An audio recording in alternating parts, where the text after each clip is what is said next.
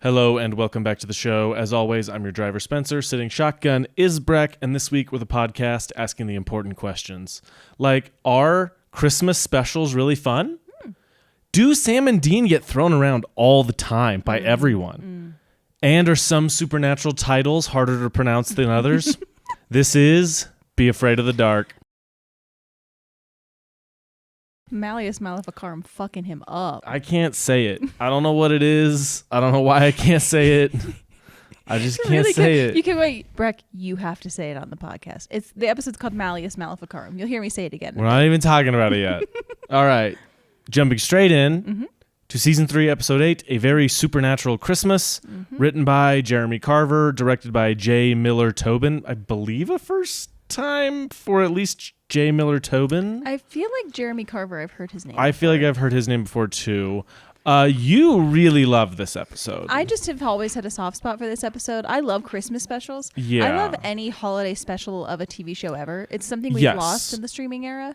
That is true. And I miss it. I miss it badly. I used to watch this episode every Christmas time. I do love a Christmas special. I do think it is something we have lost. This is a weird one. It's a weird episode. And I think it is the beginning of a weird shift for Supernatural. And what I'm going to say is going to sound insane, but the Christmas special nature of this, starting the episode with the spinning graphic saying special presentation, begins the shift of Supernatural being much more aware of the fact that it's a TV show. You know, seasons 1 and 2 are very much, we're telling a story, and this is when they start getting a little bit of that, this is a television show and we're going to play with the medium. Don't think that's a bad thing. It's just a weird thing. It definitely is a mark of a much more of the meta narrative coming into play.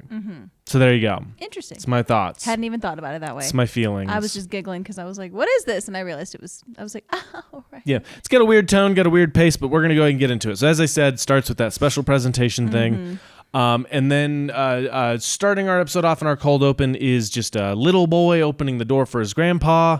And why are the adults not here? Why? Well, you didn't want to pay those two actors. Good point. I just had the full thought. I was like, can you imagine your like dad's coming into town? You're like, hey, honey, I know you're a latchkey kid. Can you just let your grandpa in when he comes home? Yeah. It's crazy. Yeah. So yeah, he does. He lets the grandpa in, asks him if he got him any presents. The grandpa's like, oh, I thought Santa was supposed to do that. Cut to later in the night. The grandpa is putting on a Santa outfit. It's very sweet. It's very cute. And he rings a little bell and starts fake putting presents out. The kid comes down, watches from the banister as his grandpa, fake Santa, starts putting gifts out. And then they hear things on the roof. And they hear things coming down the chimney. And we see, some soot falling. He goes over to the chimney and the thing is knocked down.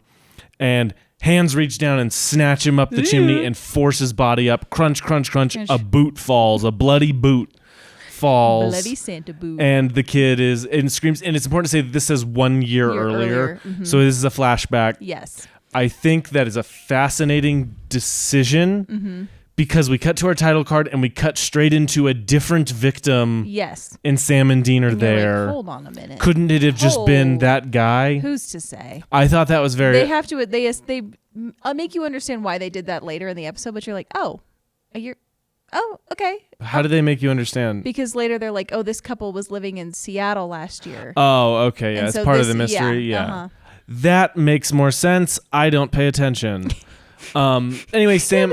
Go. It's just making me laugh. Like, yeah, honey, they said in the episode that they were in Seattle last year and they just moved here in January and they were the same kind of disappearances. And sometimes you got to take notes. He was bothered by the teeth happening, so. Yeah, well, that was after. No, remember? They were about to yank Dean's teeth out I too. Was bothered by the teeth. See, you're really about to see the dichotomy that I'm upset by fingernails and Spencer's upset by teeth. Yeah, I don't love fingernails either, but teeth. Eyes are the worst. Right? I know this.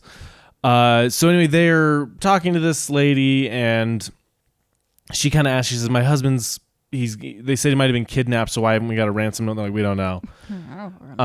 So they move on with their day. And it's important to note they see a wreath. There's a wreath in one of the shots, a very specific wreath. It's part of the mystery. We'll come back to her. So they're in the motel room and Dean comes back and Sam is looking at a bunch of pictures of like Krampus and Evil Santa.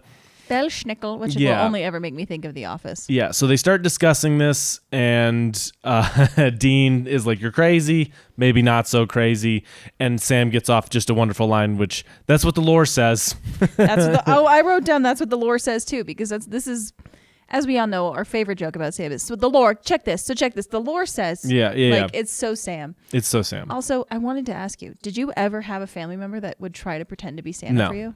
Me either. Not a thing. I don't think that's a real thing. You don't think it's a real thing? I don't think it's a real thing. You don't think like I saw mommy kissing Santa Claus is like a real thing that's happened to children across this country? Okay, well maybe, but it doesn't feel like a real thing because I've never known anyone who's had that happen. You know, I was an adult when I realized that Santa kid is wasn't. that Santa's like his dad dressed up as Santa. Yeah. It took me a very long time.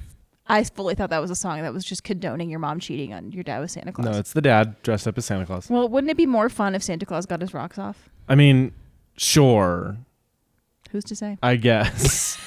Anyway, so they decide to go and Dean has an idea of where to go look. So they go to this Santa's village, and it's very sad, and there's no snow. There's no snow. And it's kind of creepy and weird in true supernatural fashion. Shout out to winter this year of no snow. Shout out to winter being a very weird winter. Dean wants Christmas. Dean wants Christmas. They're walking around, and Dean is saying, "Why don't we do Christmas? We'll get a tree, eggnog, whatever." Yeah. And Sam is not having that. Sam is not interested. The reason is Dean figured out that both victims went to this Santa's village. Yes, everyone went to this village. It's a whole thing. You know how everyone goes to the creepy Santa village. Dean also name drops Boston Market. Miss her. Miss that bad. Miss that bad. There was one right by my high school. Miss that. Yeah. Miss her so bad. So Dean walks off, calls Sam a Grinch for not wanting to do Christmas, and Sam looks down at this reindeer and it's staring up at him. We kind of zoom in. It's weird. And we cut, and this is a flashback episode. We cut to baby Sam and baby Dean, where they're off to be in a motel room while John is away. Yes. It's, I believe at Christmas time At this Christmas time. Yeah. They said 1991. So my math says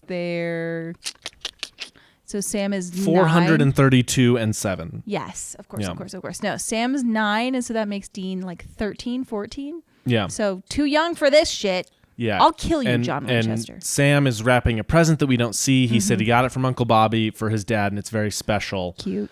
And Dean makes fun of him a little bit, and then they get in an argument because we reveal here that Sam at this age does not know about monsters. He does not know about what's really out there. He thinks his dad's like a salesman or something like that. Dean's like, he'll be back. He's on business. He's on sales. And baby Sam brings that. Why we never talk about mom? And Dean screams at him and storms out. Yeah. Which Dean, the last time we had a flashback episode, you also left and it got you in trouble. Did you not learn? No. He didn't learn. Anyway. These are my favorite of the kid actors they get for the flashbacks, are these two specifically. I think this young Sam comes back in season 4 for the high school episode. Yeah.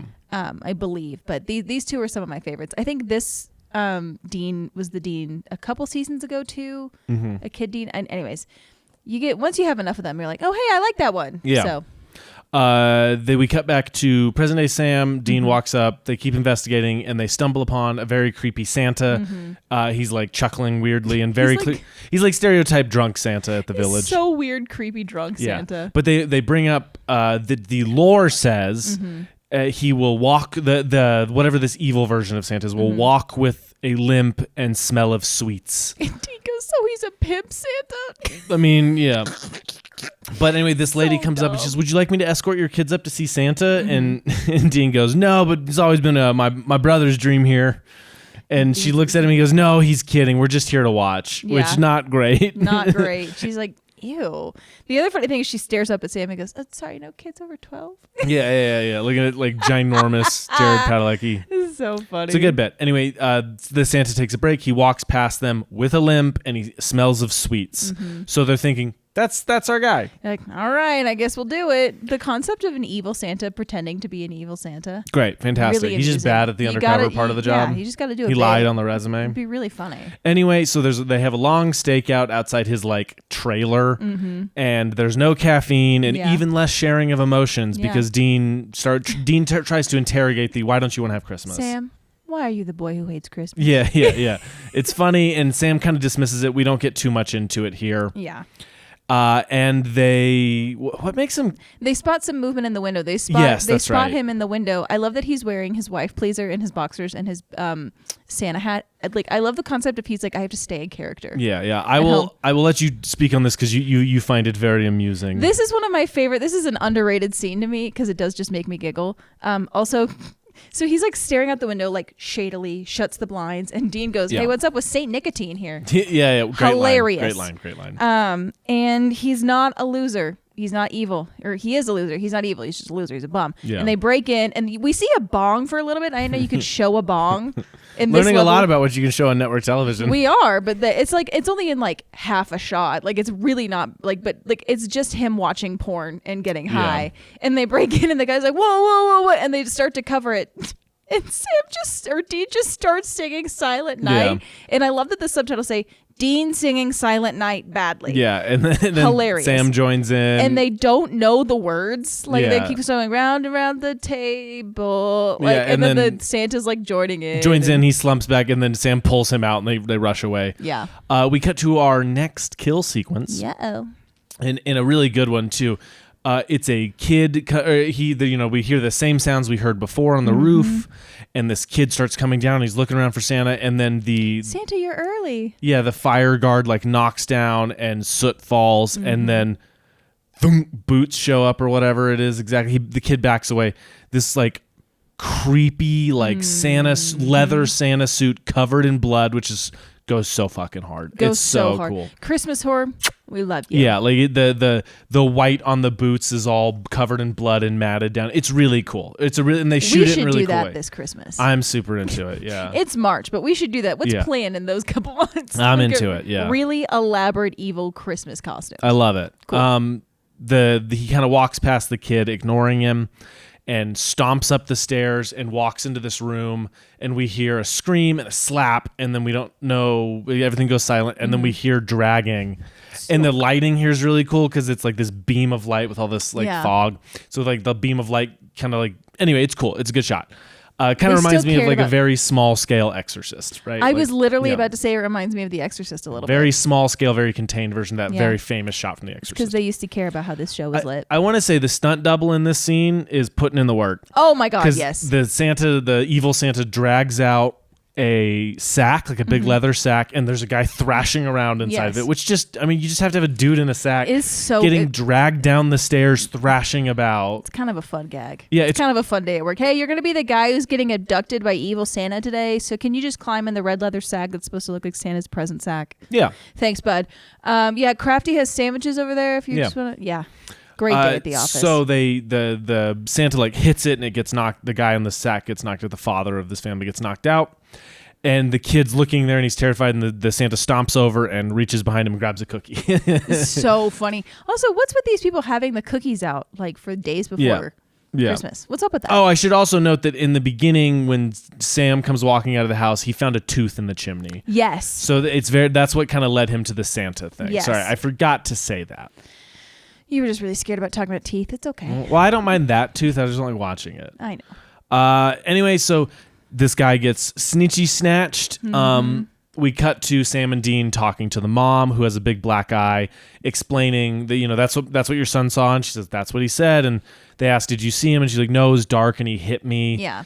And my husband's gone. Again, this poor lady traumatized as fuck before Christmas. Yeah. She's never enjoying Christmas again. No, never again. And Sam asks about the wreath on her wall because he sees an identical wreath. Mm-hmm. Yeah. And Dean gives him this look. This lady's like, what the fuck are you asking me about my wreath for? Like, clearly, and then they leave, and Dean makes, of course, a veiled gay joke about Sam. But Sam has noticed that this wreath has a meadowsweet. And I wrote this down. So it is the most powerful plant in pagan lore. I wrote lore with no E, congrats, for human sacrifice. Yeah. So this is now we're getting into, we have kind of 2 pagan episodes in a row, actually. This we one do. and the next one, which is fun. I love when they get into cool pagan lore. And I also love here that Sam fucking lays down the law of how much modern Christmas is stolen from pagan tradition. He's like, down to the things we do and we eat. He's like, Jesus was actually probably born in the fall. He's like, Christians just took the winter solstice and all of these other traditions around it. Which I think is really fun because it's true. It's true. Yeah. Christmas tree, baby. That's a Yule log. Good stuff. Love it. Yeah. sorry, I was actually going to say. So we're dealing with Holden a car, god of the winter solstice. Yeah, and what does that winter? What do his sacrifices bring? Mild weather. Did they mention they're in Michigan? Hence the no snow in the middle of December in Michigan. So they're realizing, okay, we need to start looking into whoever this is. We need to figure it out where they got the wreaths.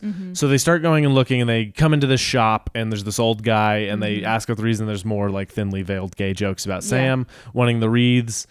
And the guy says, oh, this old local lady just gave them to me for free. And they're like, did you sell them free? And he's like, hell no, it's Christmas time.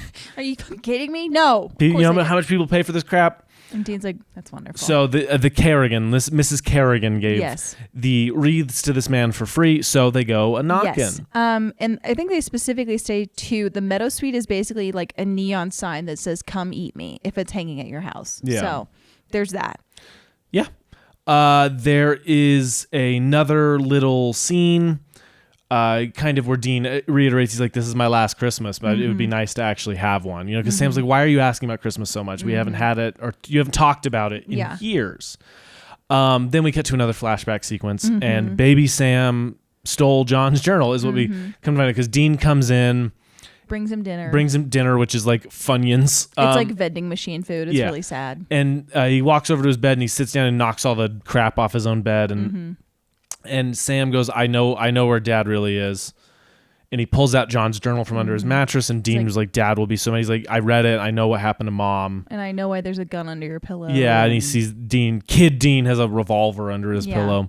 I'll kill you, John. And Dean essentially, I'll kill you if you tell Dad that I told you this. And he just starts explaining. He's like, our dad's a superhero. He fights monsters. And Sam's like, well, those monsters could get me. And, you know, the monsters, he told me the monsters under my bed were fake. And Dean just goes, well, that's because he checked first. And you're like, aha. Damn. When I told Dad I was scared of the thing in my closet, he gave me a 45. Yeah. Sad stuff, man. Sad stuff. Name of the podcast. Name of the podcast. Bummer. So there's you know, that kind of going on, and he tells him, he's like, baby Sam kind of lays down to go to sleep, and he's like, you'll feel better in the morning, and Dad will show up. He always does. So baby Sam's like crying himself to sleep. Yeah, it's he very rolls sad. over and you're like, we need to kill John Winchester again. Yeah. Again. Maybe it wasn't enough. Maybe 2 more times. I would like that. I would like to see it. So anyway, they get back to the present time. They roll up on this house that's like covered in Christmas decorations. It's gorgeous. Yeah, idyllic Christmas time home. Oh, yeah. I write down later that this is exactly what your grandparents' house felt like at Christmas when you were a kid. Yeah. Like it's this warm, magical place where you're like, oh. Yeah. So there's a sign above the door that says the Kerrigans. And Dean makes a joke. He's like, this seems real pagan to me. They knock on the door. This like sweet old lady opens the door, jolly as can be, like, Sitcom. Oh, hello. Like, oh yeah, whatever. They ask about the wreaths. She kind of says some stuff twice, you know. Oh, fudge, I'm all out. They smelled so good. Yeah, and they says that she's not Irish. I was trying to do Wisconsin. You went Irish, bro. Sir, we believe in equality. Anyway, so the husband walks in and offers some peanut brittle, and Dean the wreaths goes are fine. Fine wreaths. Fine wreaths. And Dean goes to take it, and he swats his hand away. Yeah, these two are like cosplaying Americana, like 1950s Americana. Very much a Norman Rockwell painting. Yes, yeah. Really funny, really good stuff. They go away, and they're immediately like, we got to go in and break. They're like, Dean's kind of like, what do you think? They have him in the basement? Oh, and because Sam specifically says, did you see all that stuff they have in there? That wasn't just regular Christmas greenery. They had serious like pagan herbs in there. Yeah. And that's why you study the lore, motherfucker. Yeah, and so they at some point during all of this, they've also called Bobby, and he's called them idiots too. Yeah, he's like, you fucking idiot, it's pagan. Yeah. Look it up. Yeah, which is really funny. The concept of the chew out from Bobby being so bad they don't show it because they're like, are you dumb? Sometimes you can't justifiably not have an F-bomb. Yeah. Anyway, so we hard cut to Dean sharpening a steak, and I want to note there's a trash can under where he's sharpening the steak. None of the shavings are getting. They're all over the floor. Why did you bother even having the trash can? It's so perfectly Dean. It made me, because he's just like, it made me laugh really hard. Anyway, so he's like, you sure these evergreen steaks will kill them? And specifically an evergreen tree Bobby steak. was sure, and he's like, Bobby was sure. So they go to break in. We get some of my favorite stuff, which is the Winchesters breaking and entering. Yes. They pick some locks. They go in. Dean had made a joke about plastic over the couch, and there's literally plastic over the couch. Did you ever have a relative that kept plastic on their couch like that? Me neither. Actually, maybe I did. No, I don't think so. I think it's silly. You're going to live your entire life uncomfortable on a plastic couch to make it last a little longer. I'm like, you're doing this so that when people come over once a month, you're taking the plastic off? It's weird. It's weird. Yeah, it's also ugly. I think it's fake. Yeah. Is this fake? No, it's a real thing. Anyway, they break and enter. They walk around in the kitchen. They find a locked door to the cellar. They break in. They go downstairs. Chains, bloody bones. It is a gory ass basement.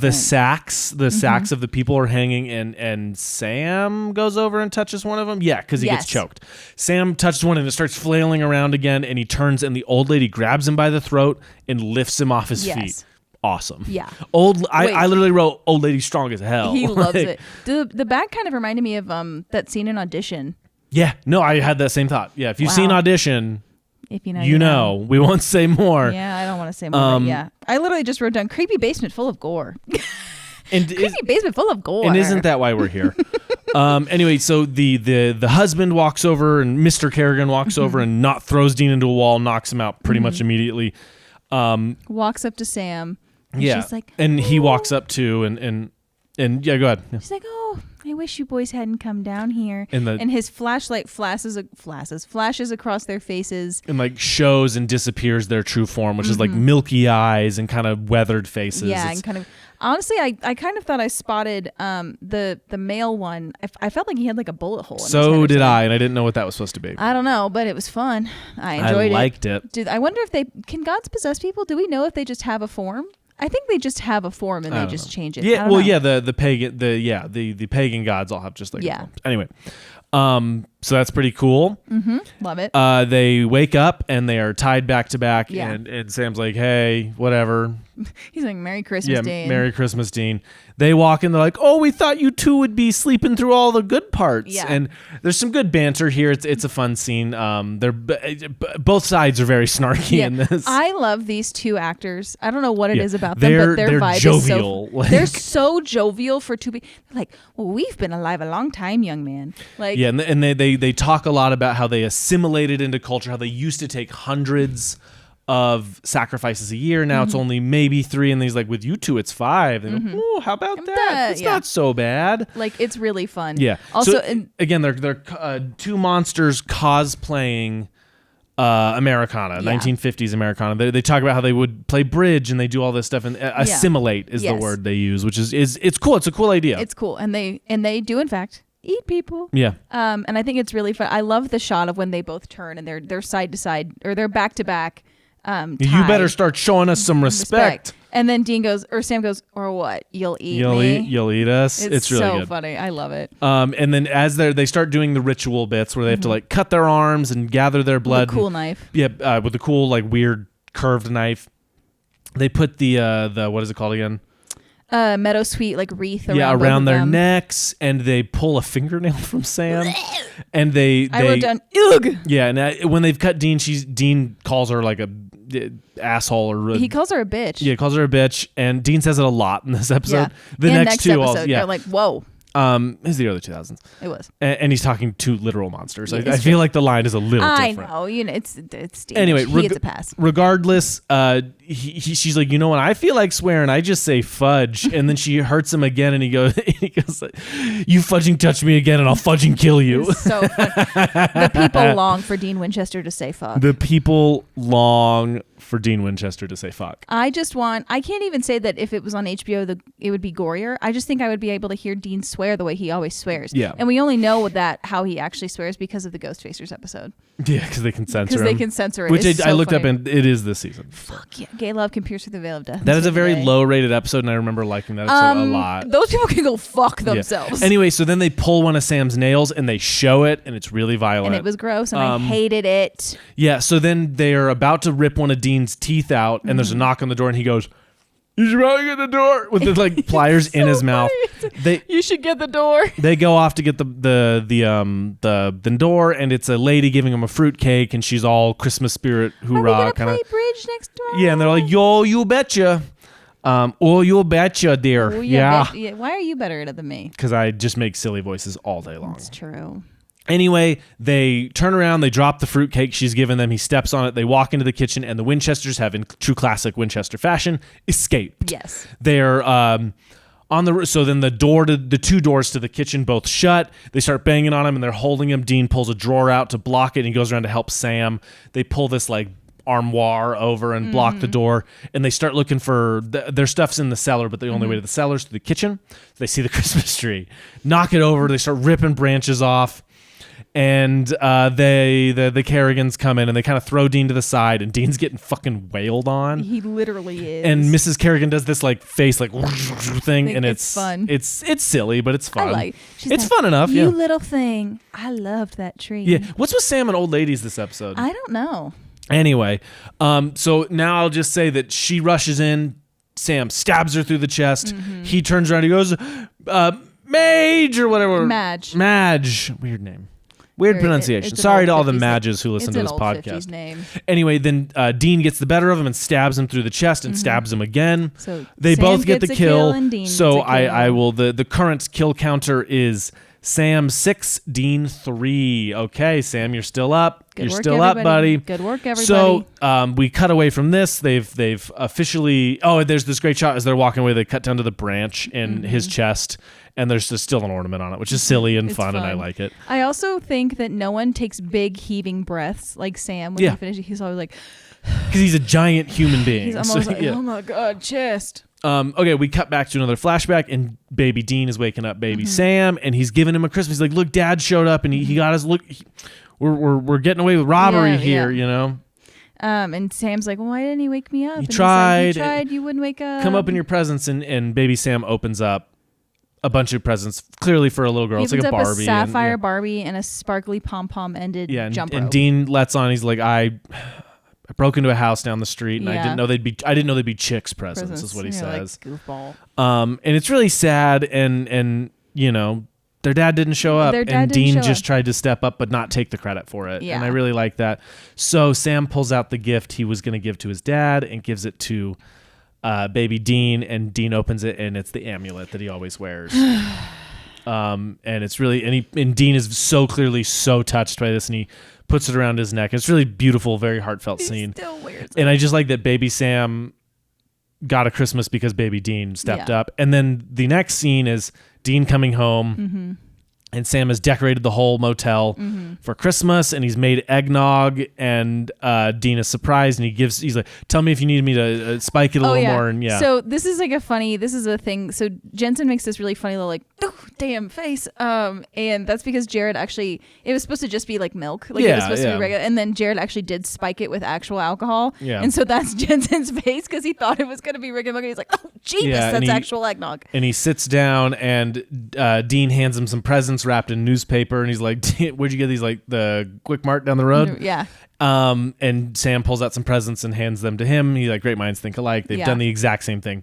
They open it, and Dean got Sam skin mags, is what he calls them. Yeah. Porno mags. He gets some porno mags and a can of shaving cream. And he's like, I love him. And Sam gets Dean like a protein bar and motor oil for the Christmas. Like, food for me and food for my baby. It's really sweet. Cute. And then they want to say more, and they true Winchester fashion, they can't. Yeah. So you want to watch a game, so they turn on the game, and we end on this really great shot from outside as we're like pulling back. There's Christmas lights. You can see them through the window, and the Impala's there. Really sweet, touching ending. It's a very Christmas special ending of the episode. Like it's like the shot itself is so Christmas special. Supernatural has done send-ups a lot, but this is the first time it feels like they're playing with the idea of being a television show. Yeah, agree. And they do that more. They do that with Ghostfacers. They do that with Mystery Spot. They do that with a bunch of stuff. So anyway, best line.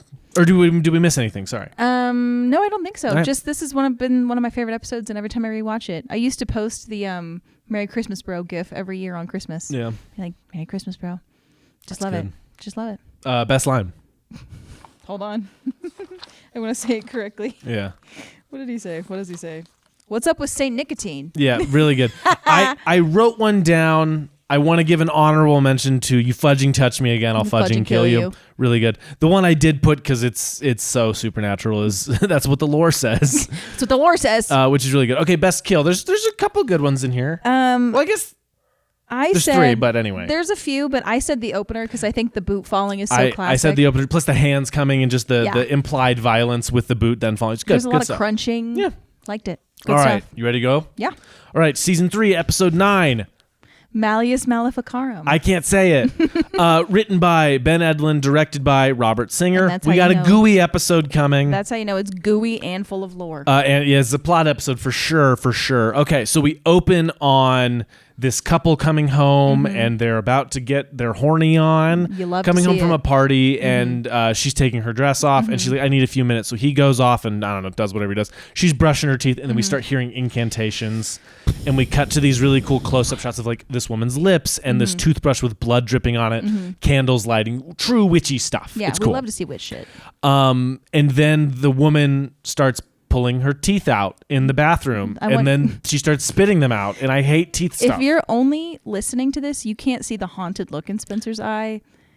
I don't mind teeth getting punched out. Like if somebody punches you and you spit out a tooth, doesn't bother me. But if a tooth breaks, if a tooth like gets pulled out, it drives me nuts. It's one of the few pieces of violence that I struggle with. Can't handle it. Meanwhile, if you even show me anything near an eyeball, I'm like, please stop it right now. She hates eyeball stalks.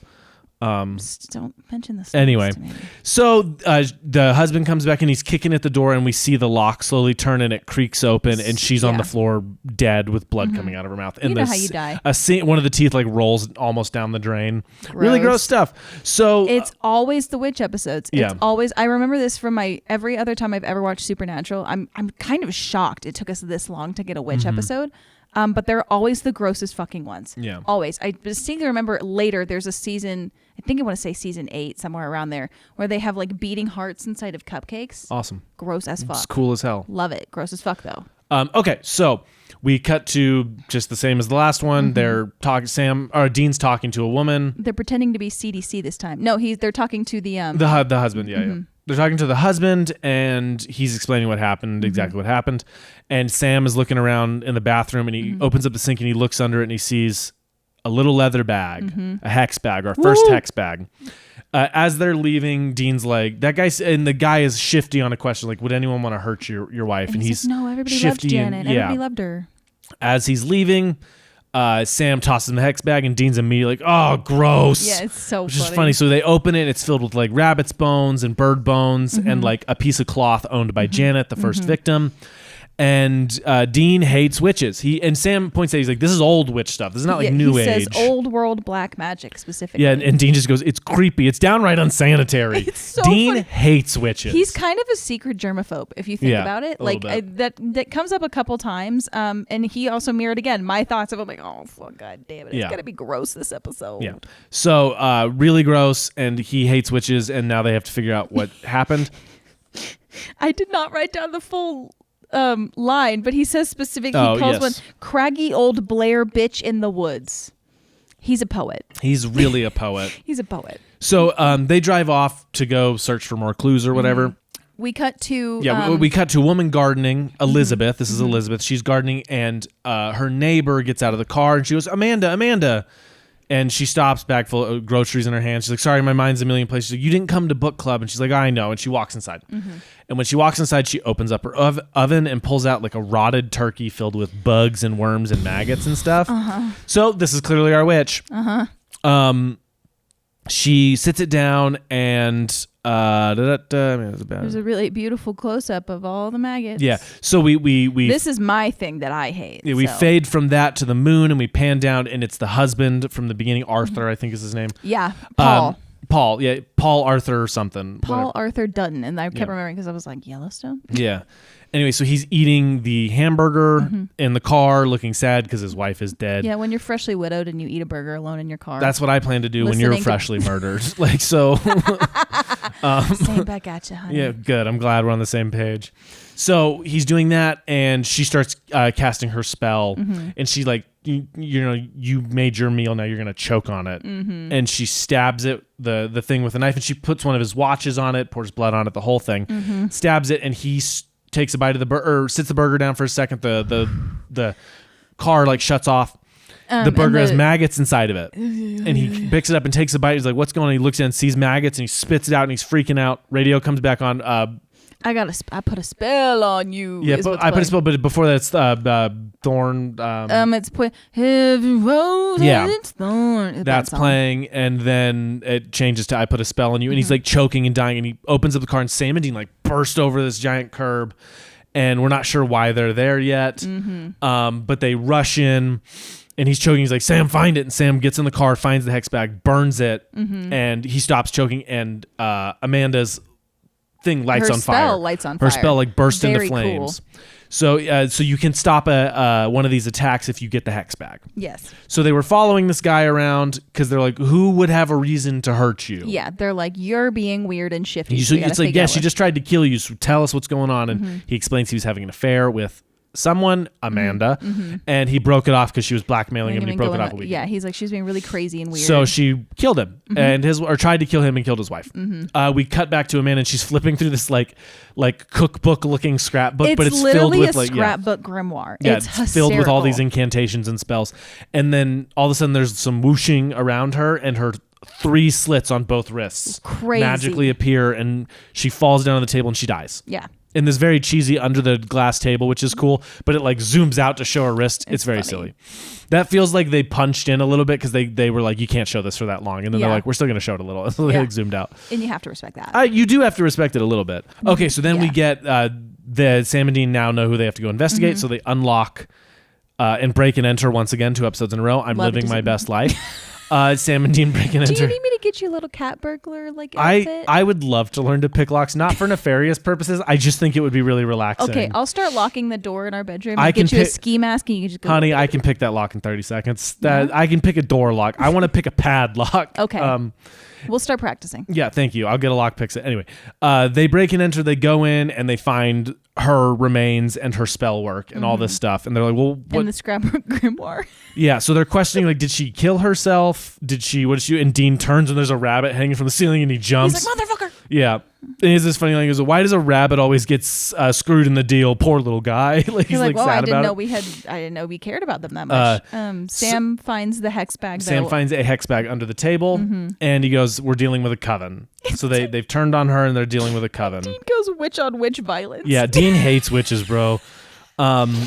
We cut to book club with the neighbor and Elizabeth walks in, and Ron, the husband of one of them, is leaving, and it's a whole thing. And then they sit down and they're explaining, why are we doing this? Amanda just died, and whatever her name from the beginning, I can't remember the first victim's name.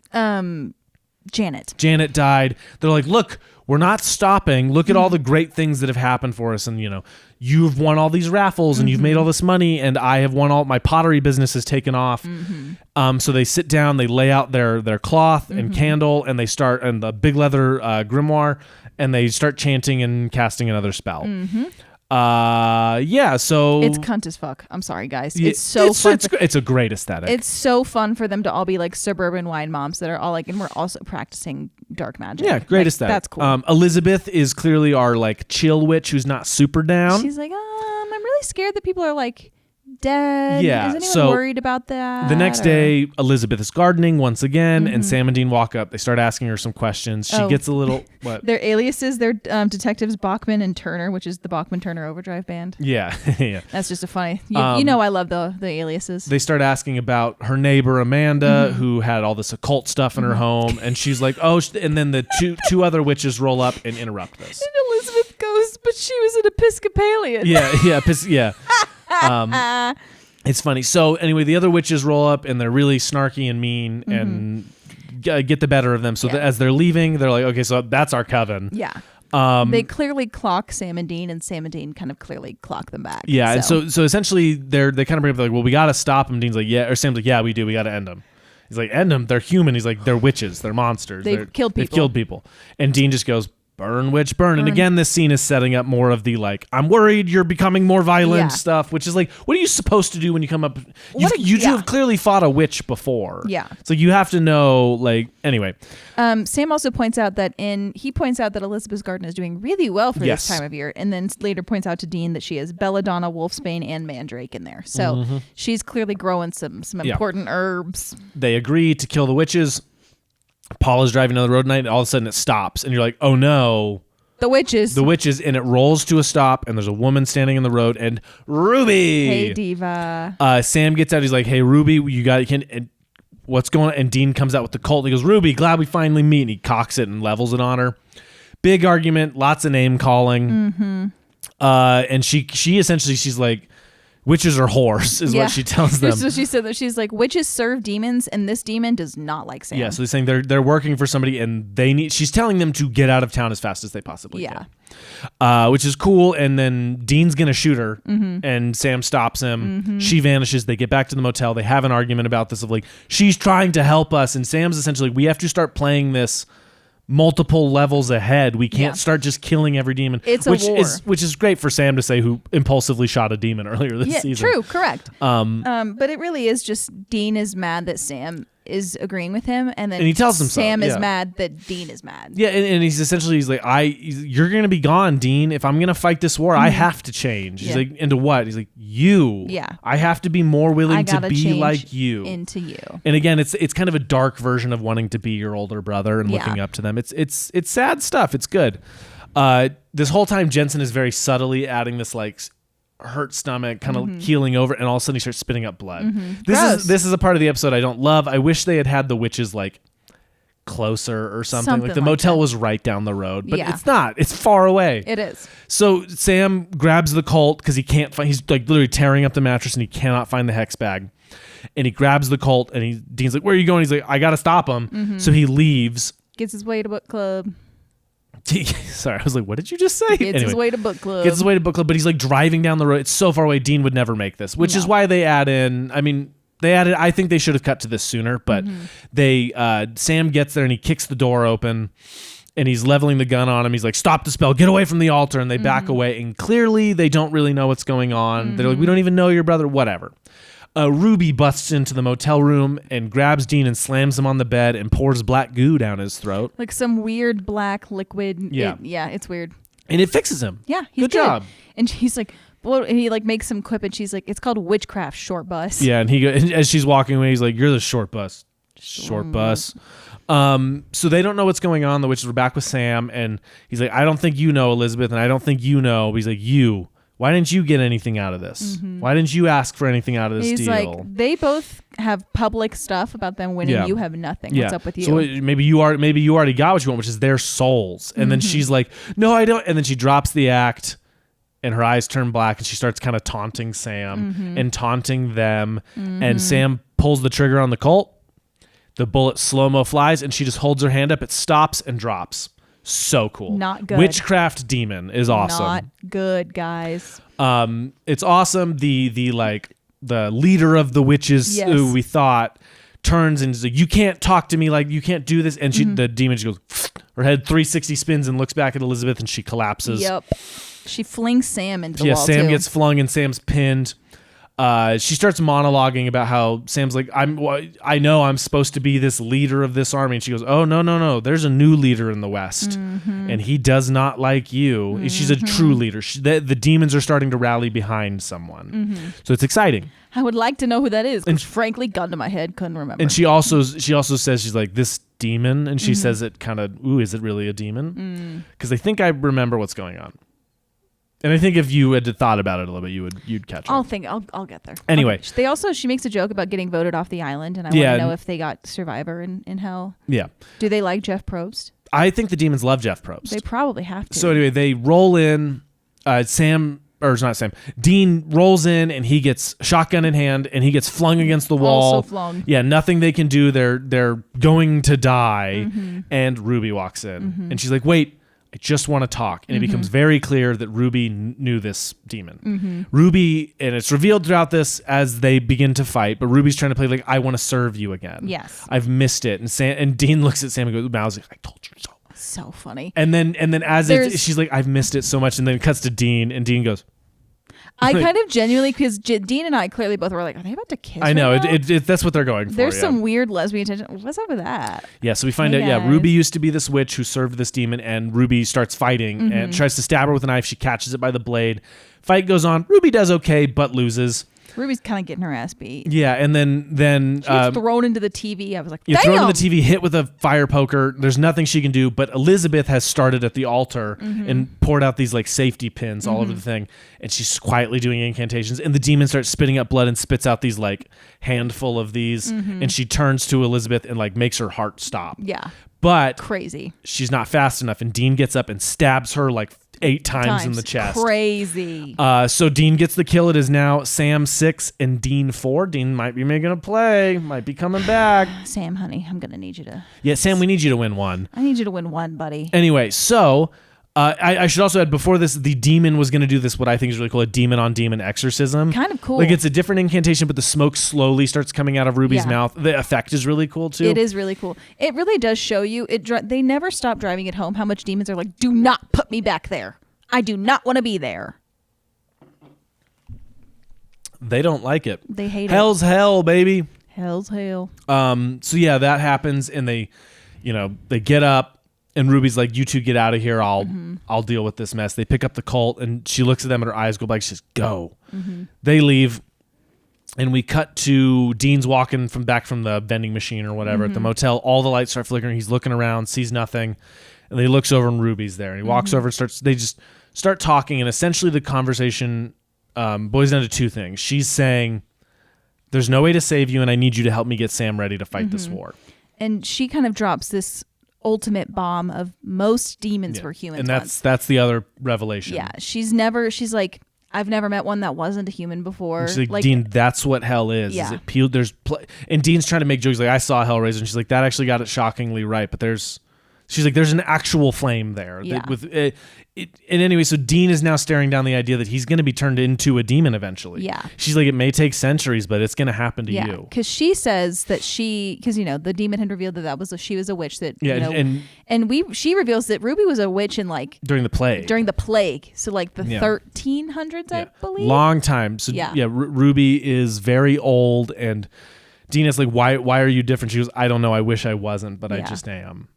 She's like, I just remember what it was like to be a human. And she vanishes, and Dean is left staring there, and Jensen's has to stare down the fact that there's no way to save him. He has to help prepare Sam, and he's going to be a demon. Yeah. And Ruby lied to Sam about being able to save Dean. Yeah, to get him to talk to her. Anyway, that is where we end our episode. Bummer. Bummer stuff here. Weird one, too. But both pagan, so like thematically interesting. Yeah, pretty fun. Anyway, anything we missed? This is a cool one. I liked this episode more than the Christmas special. This one is definitely, upon rewatching these as an adult, this one is like a stronger episode. Yeah. I'm really excited to just, again, we keep getting more and more of like demon. Wait, maybe I do remember who the demon is. Wait a damn minute. Maybe I do remember. Do I remember? Maybe I do remember. Okay, yeah, I do remember. Yeah. Okay. Steel trap up here. Anyway, best line. I'm going to just do a dust. I'm going to do it justice. Craggy old Blair bitch in the woods. Yeah. Mine is, why does the rabbit always get screwed in the deal? Poor little guy. So funny. It just made me laugh. It's a good one. It's funny. Best kill. Teeth falling out. Great kill. So violent, so gross. That's going to do numbers on the bracket for you, I think. This season, I'm not even going to lie to you. Unless there's something I really forgot, this season has its winner already. Who's to say? And you can't even argue it. I can't argue, but we might see. There might be some people going places at the end of this season. Who's to say? I forgot about that. Who's to say? Fuck. Okay. Anyway, you have 1 week from today, from the release of this episode, to watch the next 2 episodes of Supernatural, which are Season 3, Episode 10, Dream a Little Dream on Me, and Season 3, Episode 11, Mystery Spot. Oh, fuck we made it, boys. Oh my I'm God. so excited. Oh, society. So tell all of your friends to go start watching this podcast and start watching Supernatural, because we're just going to gush about Mystery Spot because it's so good. I'm so excited. Anyway, Richard Spade Jr. Come on the podcast. It's going to be the best day ever. Anyway, finishing my heart. Come on the podcast. Anyway, between now and then, you know what you got to do. You got to get your journal, got to hit the road, got to watch some TV, but remember, you know what's out there. Be afraid of the dark.